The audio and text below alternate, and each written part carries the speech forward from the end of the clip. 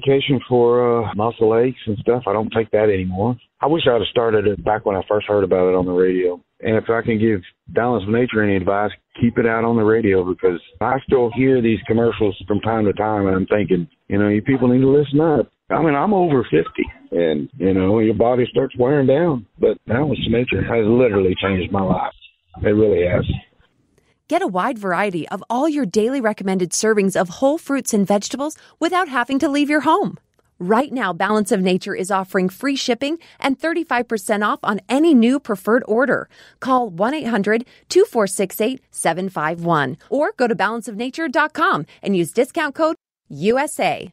Now on Classic Christmas Radio Theater, the conclusion of Tales of the Texas Rangers, Christmas Eve 1950, 70 Christmases ago. Oh, Ranger, I'm glad you dropped in. I just had a long-distance call from your lab headquarters at Austin. Report on that paint. Mm-hmm. Here, I wrote it all down.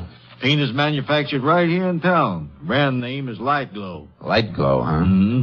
Can you get a list of local painting contractors who use it? Well, I reckon just about all of them do. It's good paint, and this wouldn't hardly be Texas if we didn't deal with a local outfit, would it? No, it wouldn't. Thanks a lot. I'll see you later. Where are you going? Over to the Panhandle Equity Bank.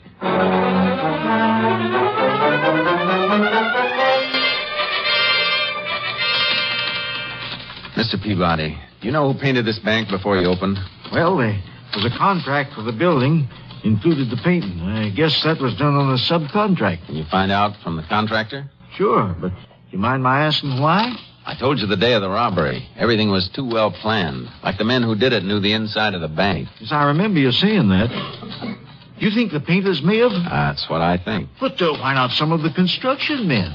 I've got a reason for being interested in painters. Check it for me, will you?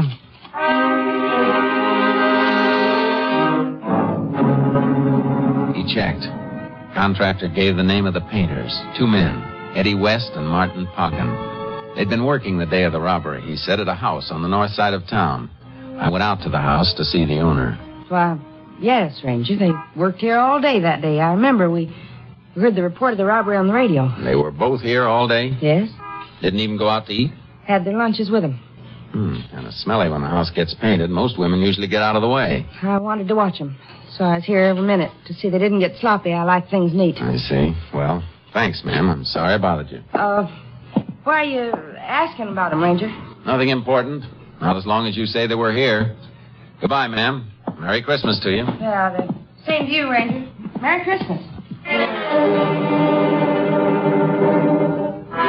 She was the alibi for Eddie West and Martin Pocken. But she was too nervous about answering a few simple questions. Nervous enough to make me wonder.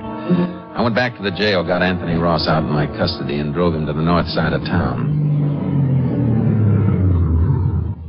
All right, get out, Ross. We're going in here for a minute. Why? What are you trying to frame now? I just want you to meet somebody.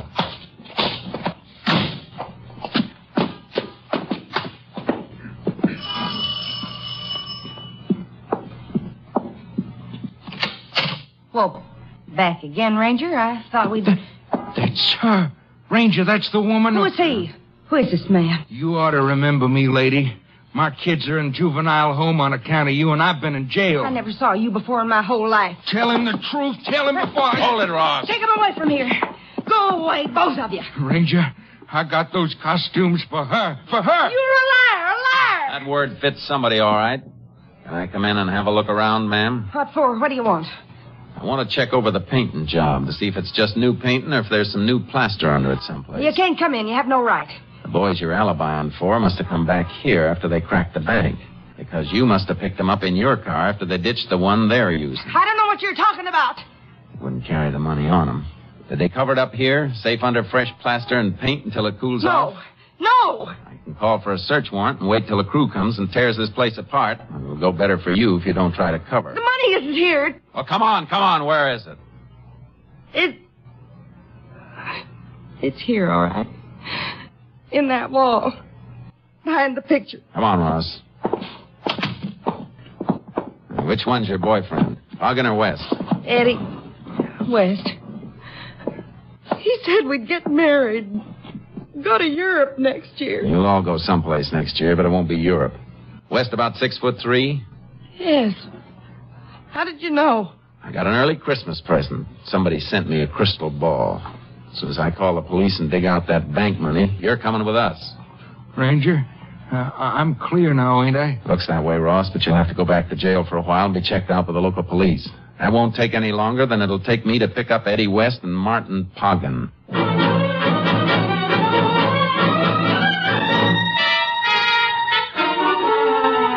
I made my call, then took West's girlfriend and Anthony Ross back to jail. Poggin and West were playing it smart, working right up to Christmas Eve like a couple of house painters would be doing. I found out where they were working, the loft of a warehouse. Local police covered the building while I went in.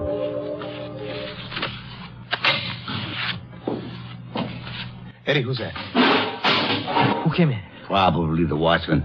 Watch out for those paint cans. Don't worry. I see him. That ain't the watchman voice, Eddie. Come out of the shadows where we can see you. I'm coming. But seeing me isn't going to make you happy. Eddie, that's a Texas Ranger. Shut up, Poggin. I got my gun. Howdy, Ranger. Something you want? Yeah. I want the 2 men who robbed the Panhandle Equity Bank. Eddie. Shut up. What would we know about that, Ranger? Come down off that scaffold and I'll tell you. Okay. Mighty low way.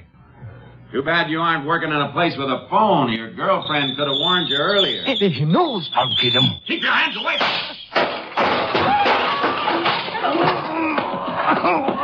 I'm hurt. I'm bleeding. I just nicked you when you tried to dig for that gun in your pocket.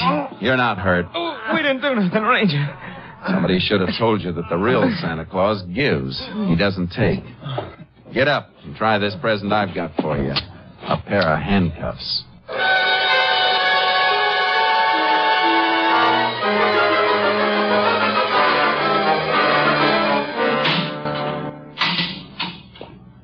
Well, that winds it up for sure, Ranger. Didn't turn out too bad either. Just heard from the hospital. Guard passed the crisis. He's going to be all right. You couldn't have better news, Chief. Just in time, too. It's getting dark. Christmas Eve. Hey, you let Anthony Ross go? Mm-hmm. About 10 minutes ago. He didn't seem too happy, though. Just like he didn't care. What with his kids in the juvenile home and everything. Judge mightn't even release him if he can't care for him. Ross didn't have a dime. Not even bus fare. It'd take him a couple hours to walk home. Oh, why didn't I think? Well, maybe it's just as well that way. Let me call the judge. And Mr. Peabody, the bank vice president. Mm-hmm. Stores will be open late, won't they? Sure. Why? It'll take Ross a long time to get to his house. Maybe we can get some of your boys to help us and change his mind about Christmas.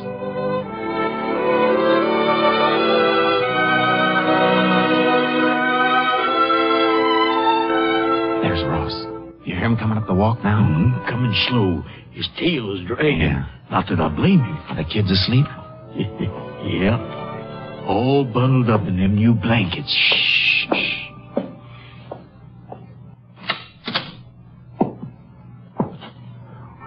What? Ranger. And the chief. The lights. They're on. The power company turned them off. Yeah. They sent a man out to turn them on again. What's all this stuff? Ornaments. Christmas tree.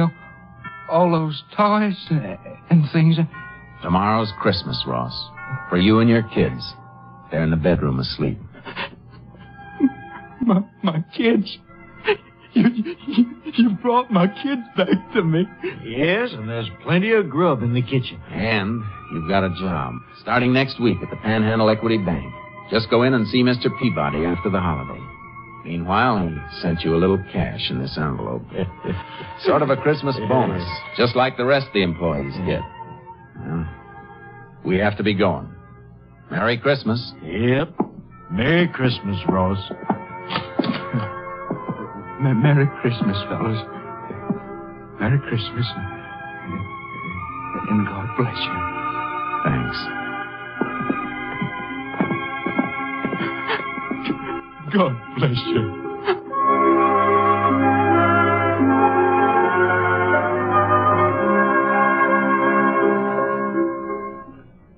On behalf of all of us on Tales of the Texas Rangers, this is Joel McCrae wishing you a very Merry Christmas. Next week, Joel McCrea in another authentic reenactment of a case from the files of the Texas Rangers.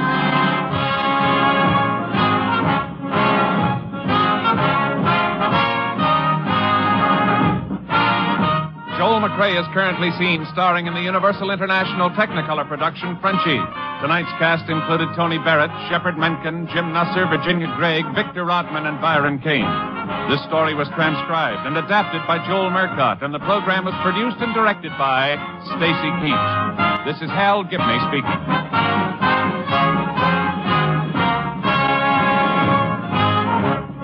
Not a lot of those stories had happy endings. Tales of the Texas Rangers, December 24th, 1950. Let's step back 67 Christmases to December 21st, 1953, and head to Wistful Vista and Fibber McGee and Molly.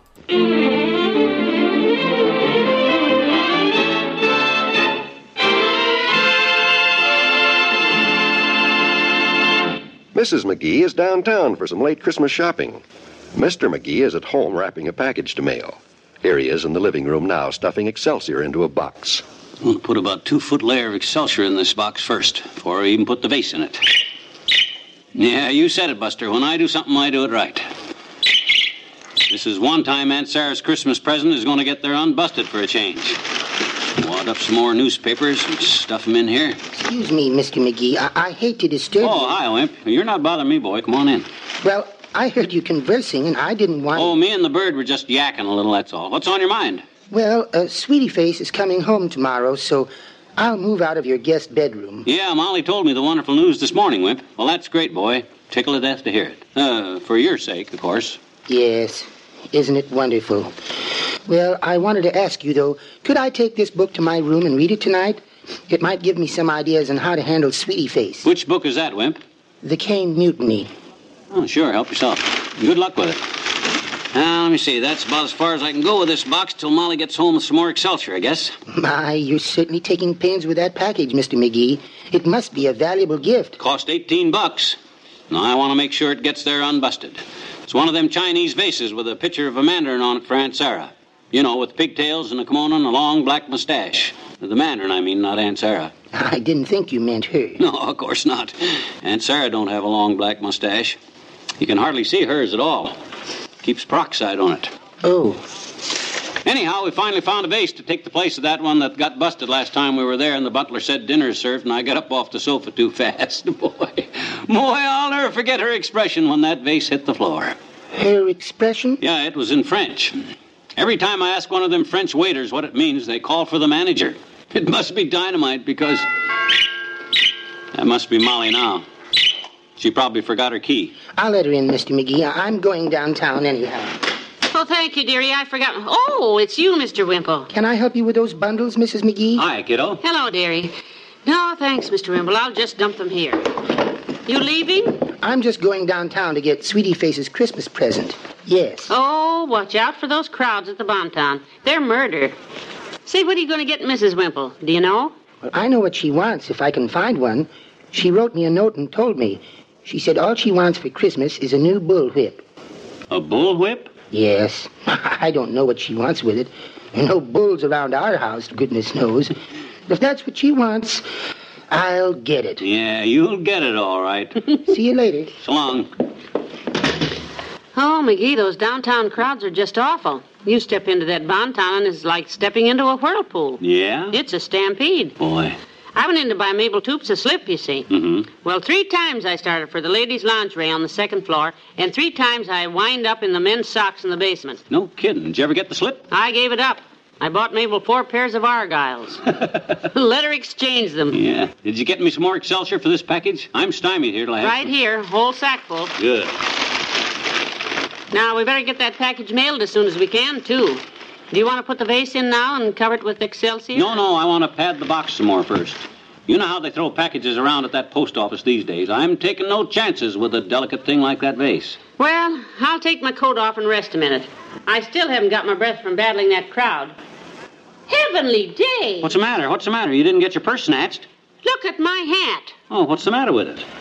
The brim ain't tore. The fruit's still on it. Looks okay to me. The hat I left here with didn't have a brim. What? It was a little felt cloche with a veil in the back.